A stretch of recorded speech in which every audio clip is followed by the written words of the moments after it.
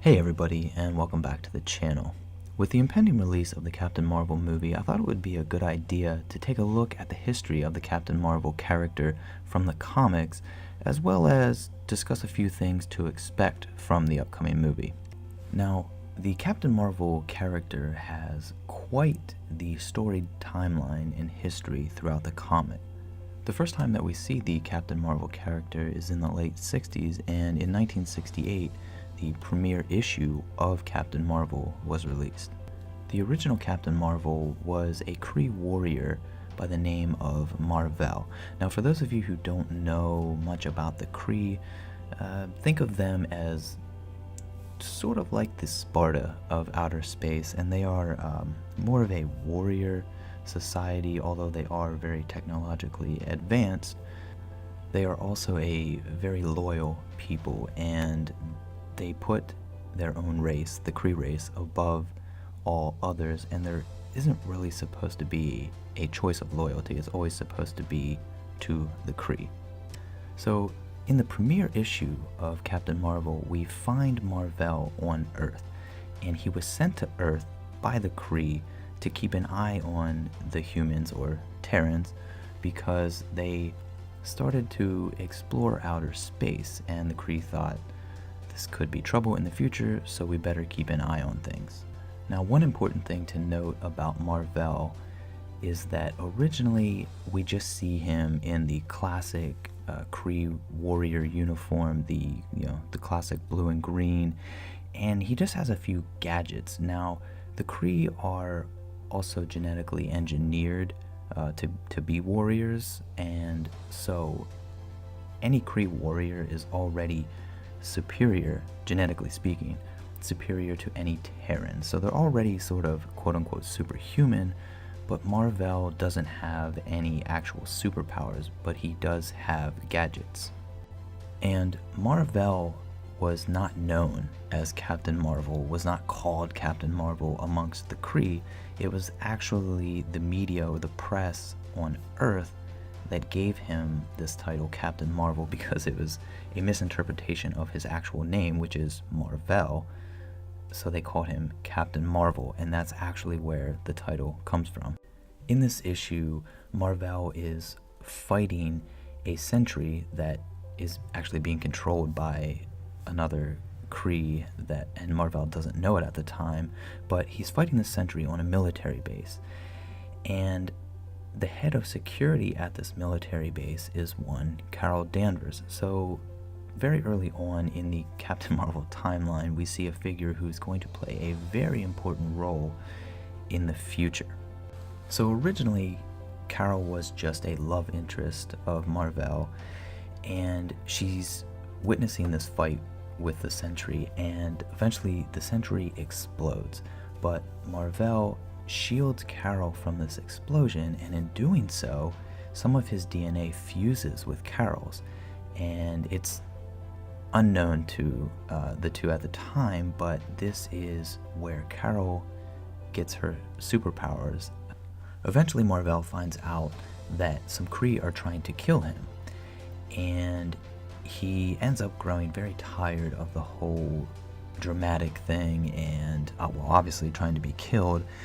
But he names himself Protector of Earth and Protector of the Terrans, and like I mentioned earlier, with the Kree, especially the warriors, you have loyalty to the Kree and nobody else, and it's not even a question. So in doing so, Mar-Vell is now basically an outcast from the Kree. After a while, the character of Mar-Vell, or Captain Marvel, was given a revamp, and during this revamp, he is given powers by a mysterious figure known as Zoe. And besides the actual appearance change of Captain Marvel and the powers that he's given, he actually ends up being named Captain Mar-Vell by the Supreme Intelligence because he betrayed the Kree and kind of like swore loyalty to Earth and the Terrans. So it was the Supreme Intelligence's way of saying that you will never advance in Kree society or the Kree military, and you will forever be known as Captain Mar-Vell. And immediately after this announcement from the Supreme Intelligence, Mar-Vell is banished to the negative zone. And if you watch my previous video, I talked about the negative zone, but it's pretty much a pocket universe outside of the regular universe, and there's not much there. And in the history of the comics, we've actually had some pretty nasty stuff come out of the negative zone. But for our intents and purposes, we just need to know that Mar-Vell is stuck in this zone, and he's no longer in the normal universe. But then, of course, Mar-Vell finds out that he actually has a telepathic and atomic, really, bond with a young gentleman by the name of Rick Jones.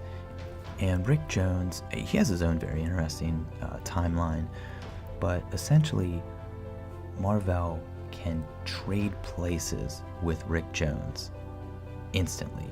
And of course, they need to sort of both agree to it, or both turn their key, if you will. And this bond is formed because they have nega bands, and those are the gold bands that you can see on their wrist there in the picture.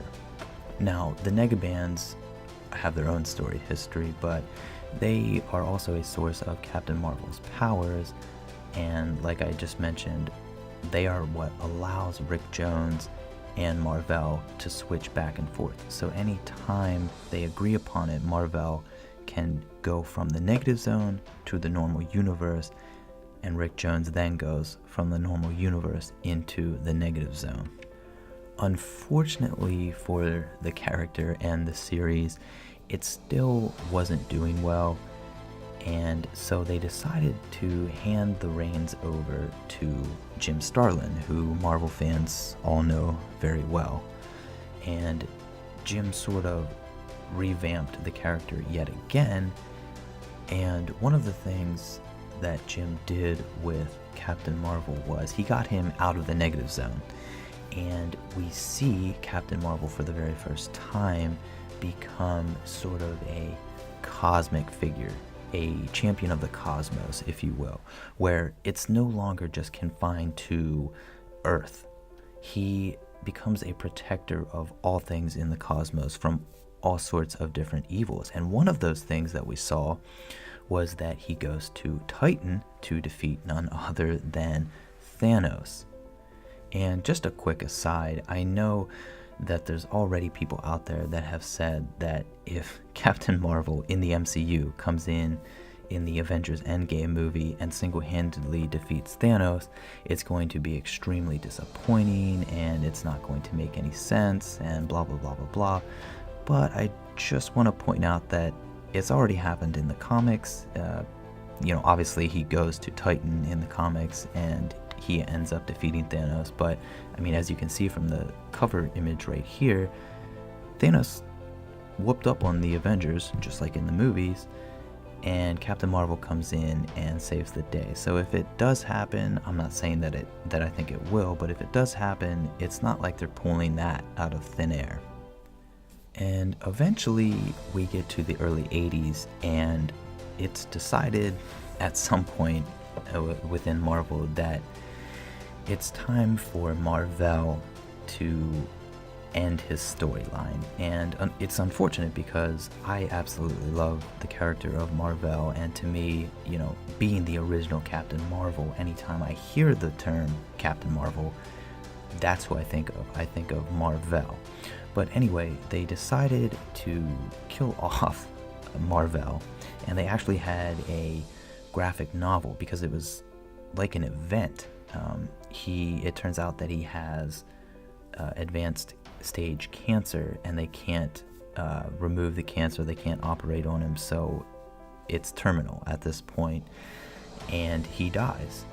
And he actually got this cancer from earlier on in his timeline when he was fighting a villain by the name of Nitro, who can explode and then reform. Nitro stole a gas known as Compound 13, and it's a very toxic, very deadly gas. And during his fight with Mar-Vell, one of his explosions, it actually opens the valve on the canister of Compound 13, and Mar-Vell, well, doing what superheroes do, he just steps up to the canister with all this deadly Compound 13 pouring out and closes the valve again. But it turns out his exposure to the Compound 13 at this very moment is actually what ends up ultimately killing him. So that is the end of the original Captain Marvel, Mar-Vell, and after that we see 5 different characters take the mantle of Captain Marvel before we get to the 6th and current character to have that mantle, which is Carol Danvers. But as far as the 5 characters in between, we're going to go over them, but it's just going to be brief because each one of these characters can actually have a very in-depth review done on them because they've been around for a long time and they have very interesting timelines themselves. So I want to talk about each one just a little bit. Not too long after the passing of Mar-Vell, we come to a civilian by the name of Monica Rambeau. At least that's how I pronounce her last name. I'm not too sure on that, but she is a civilian from New Orleans, and she's actually a police officer, I believe with the Harbor Patrol. But anyway, she's just a normal civilian, and she's actually caught in the blast of an energy weapon, and that's where she gains her powers. But I want to make a quick note that while Mar-Vell as Captain Marvel had the Negabands, and that was a source of some of his powers, Monica Rambeau never has the Negabands, and she just gains her powers from this energy weapon. And she gains the title of Captain Marvel from the press, the media. Once again, they insert themselves into the overall storyline, and she's very hesitant to take this title, but she does anyway, and she actually ends up at some point becoming an Avenger and actually sort of becoming their leader.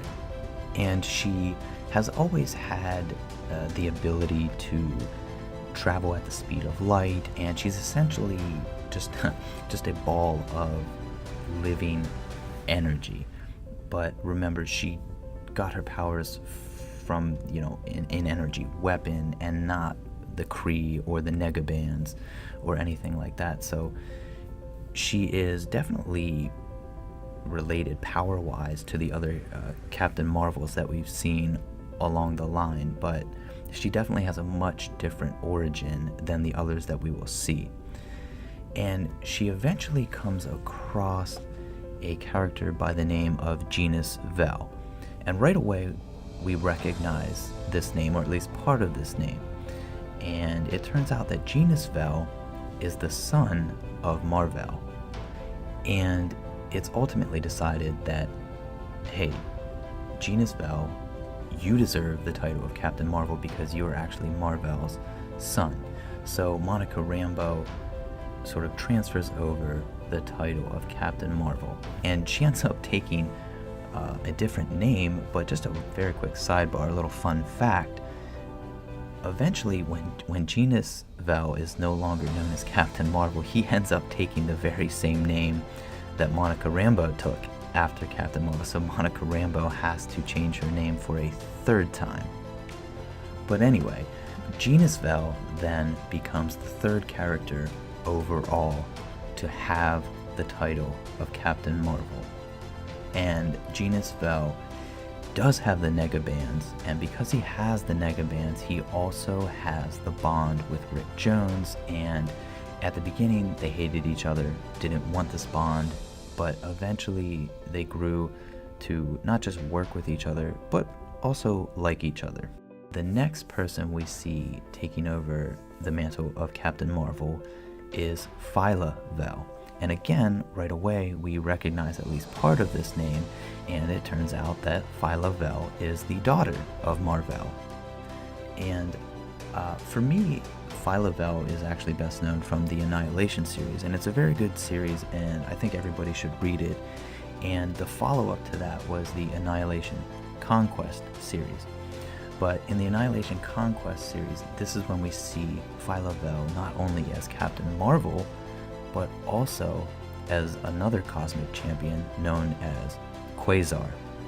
What's interesting about Phyla-Vell being sort of Captain Marvel and Quasar at the same time is that she actually has the quantum bands, and the quantum bands, again, are wristbands that you wear that give you powers, but the quantum bands are what the hero known as Quasar wears.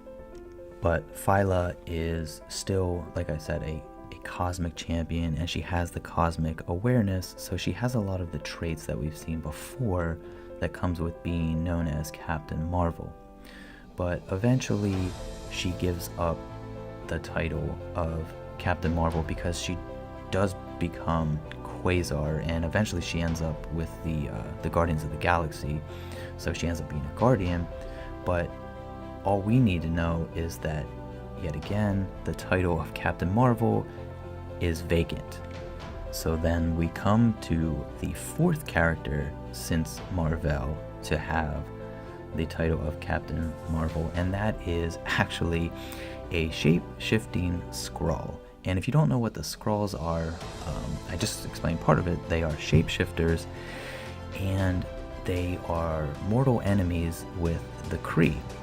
And the Skrulls are another race that they are out to basically cause trouble, and there's a great series called Secret Invasion, and that's followed up by a series known as Dark Reign. And in Secret Invasion, the Skrulls have impersonated, through their shape-shifting abilities, have impersonated a bunch of different heroes, like Captain America and so on and so forth.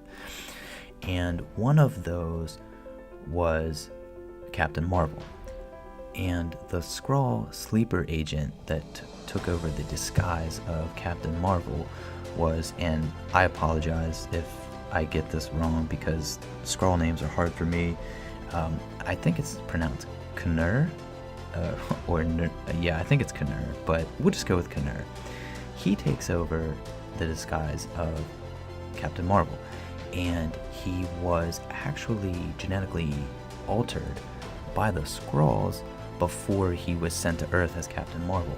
And what they did was they gave him their own sort of copy of the Negabands, but they also injected Knurr with some of Mar-Vell's DNA.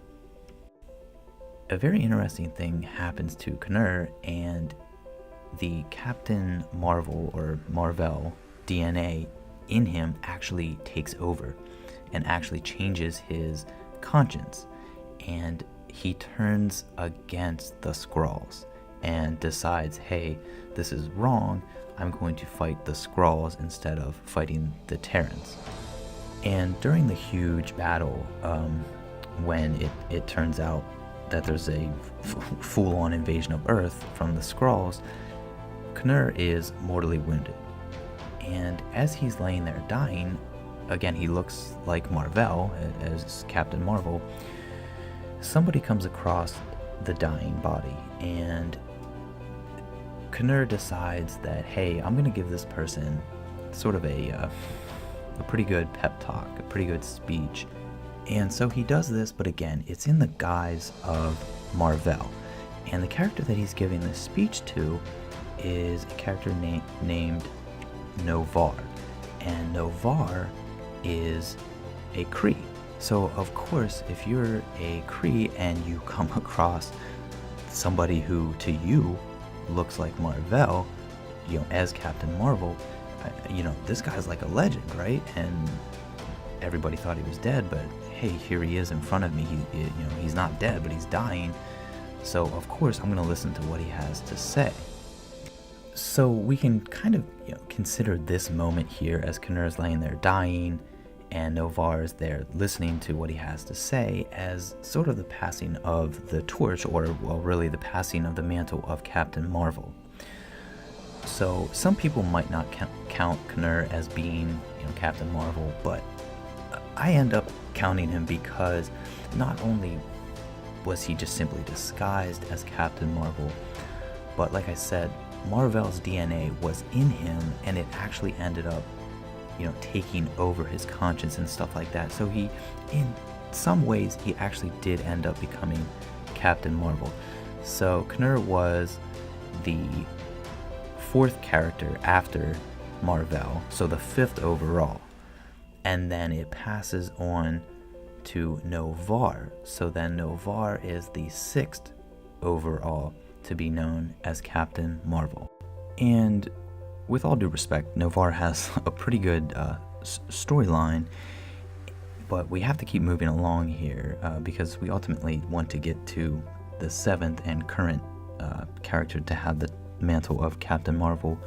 But Noh-Varr was actually given a copy of the Negabands by the Supreme Intelligence, which, the Supreme Intelligence is basically like the Almighty, if you will, for the Kree race. So for him to get the Negabands, that's a very significant thing. But after Noh-Varr, who eventually ends up becoming, I think he calls himself the Protector at some point, so he passes on the mantle of Captain Marvel, and now we come to the present day, at least in early 2019, the present day Captain Marvel, and that is Carol Danvers. So we remember back to the premiere issue of Captain Marvel in 1968, and we saw Carol Danvers in that issue, and Mar-Vell protects her in the explosion, and some of his DNA fuses with hers, and that's how she gains her powers. And Carol has since then had a very long and storied run in Marvel, and she was Miss Marvel for a very long time, and then she actually became known as Binary, and then after that she became known as Warbird, and today, like I said several times already, we know her as Captain Marvel. But it's recently been retconned to have her origin story be changed a little bit, because today Marvel wants Carol Danvers as Captain Marvel to be a feminist figurehead, and so they retconned her origin story a little bit to be more of her choice than, it was kind of like a happy accident because she was protected by this male superhero kind of thing. So it's been changed so that Carol actually went back in time to ensure that past Carol Danvers was in that blast and was protected by Mar-Vell in order to get his DNA fused with hers. So it went from, like I said, being out of her hands to more being her choice, that yes, I like where things have taken me, I like the life that I've led, so I want to have these superpowers, so I want to make sure that it happens. And since Kelly Sue DeConnick has taken over the Carol Danvers and Captain Marvel storyline a few years ago, that's what we have seen. It is, Carol Danvers as definitely a feminist, and also a character who is trying to do well by Mar-Vell, and she's not even sure, in the comics, she's not even sure if she should be known as Captain Marvel, because she doesn't know if she can uphold that legacy, and at the same time, she wants to be her own person, and she wants to, be her own Captain Marvel, and not just simply a continuation of what it has been in the past. So by now, I'm sure pretty much everybody has seen, or at least everybody that's interested in seeing the movie has seen the advertisements, the trailers, the promos, posters, and just still images from the upcoming movie. And fans of the comics have probably already recognized a ton of differences, and that's what I want to talk about right now. So the difference that I want to get out of the way first, because to me it's the biggest difference, and it's this right here that we see on our screen. And yeah, I know we're looking at Jude Law, so big deal, Jude Law. What do I have against Jude Law? Well, nothing, but it's the fact that the character that he's playing is Mar-Vell. So I just talked about Mar-Vell is the original Captain Marvel in the comics, and yeah, he died, and he's one of few Marvel characters to actually pretty much stay dead once they're dead. But here we are in the movies, which takes place in the 1990s, and Mar-Vell is not only alive and well, but for all intents and purposes, he was never Captain Marvel, and obviously he's not Captain Marvel currently in the movie either. And I understand that a long time ago now, Marvel Studios, they came out publicly and said, for the Captain Marvel movie, Carol Danvers and Captain Marvel, she's going to have her own original origin story. So that stuff from the comics, and obviously the stuff I talked about earlier, throw it out the window, because in the movie it's going to be different. We are going to have an all new origin story. So obviously that's something to keep in mind, but it's still pretty jarring to me to see Mar-Vell in the Captain Marvel movie, and he's not Captain Marvel, and for all we know, never has been. But from what we've seen in the trailers so far, it looks like he trains Carol, and maybe he at least passes on something of significance or importance to her, but I guess we'll just have to wait and see. Another difference that I wanted to point out quickly is this image here. And we see this group of characters here, and from what we know, this is the group known as Star Force. And in the comics, Star Force, some of the members that we see here in the picture have been members of Star Force in the comics, and I've checked those off so that you can see which ones have been. But now, obviously, Carol Danvers is not checked, so she was not a part of Star Force in the comics, and the gentleman that we see in the back there, he's not checked either, and that's because this character Bron Char was actually part of the Lunatic Legion. And Star Force itself in the comics, I view them as more of like a more of a neutral faction, if you will. But they were a group of Kree commandos, and Bron Char being part of the Lunatic Legion in the comics, they were definitely on the side of evil, or on the side of bad. And I mean, they fought the Avengers and all that kind of stuff. So they were like extremists. So I find it very interesting that we sort of have two groups mashed together, and also with Carol thrown in there in order to comprise what we believe is Star Force, because obviously we haven't seen the movie yet and all of that. But for all intents and purposes, this looks like Star Force, and already we see that yet again the movie has taken some different things from the comics and sort of blended it together to create its own original thing. And lastly, I want to talk about Carol Danvers herself. And I talked about it, that she was originally known as Miss Marvel, and then she became known as Binary. And while she was Binary, she was sort of out in space, wandering around and all that kind of stuff. But her Binary form is actually Carol's most powerful form that she has ever had.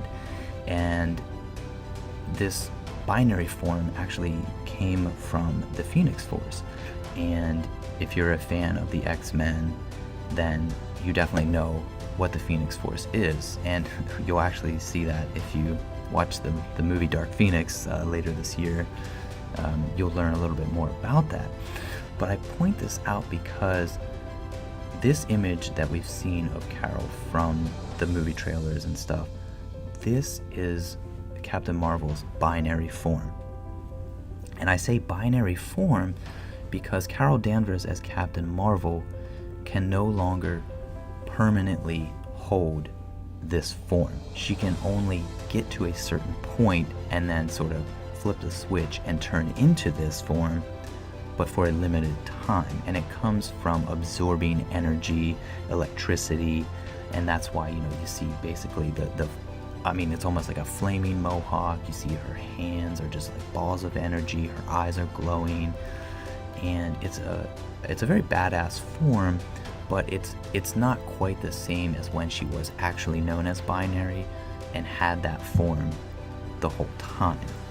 But I don't even know, it's going to be interesting to see, because I don't even know if the movie will refer to this form as going binary or binary form, because that actually comes from the comics when she was hanging out with and being studied by the X-Men.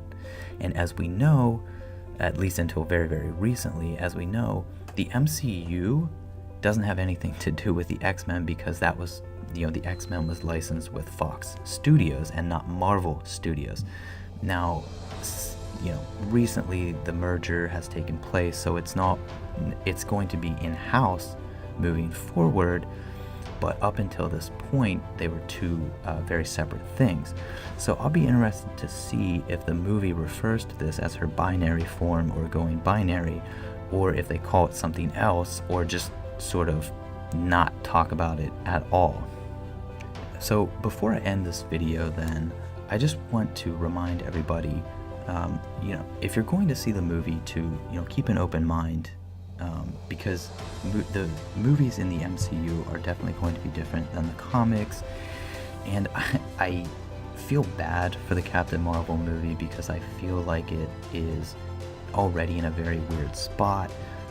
It's kind of in this spot just to give us a background on the Captain Marvel character, because in April with Avengers Endgame we're going to see Carol Danvers, Captain Marvel, come into the picture and enter the fray. So they wanted to give us a background before that movie as to who Captain Marvel is, at least in the cinematic universe. And so I feel like everybody's already kind of looking past this movie towards Avengers Endgame, and people are already going against the movie a little bit, or going against the character at least, by saying she better not come in and defeat Thanos, because the Avengers couldn't do it. So if she comes in single-handedly, it's going to be cheap.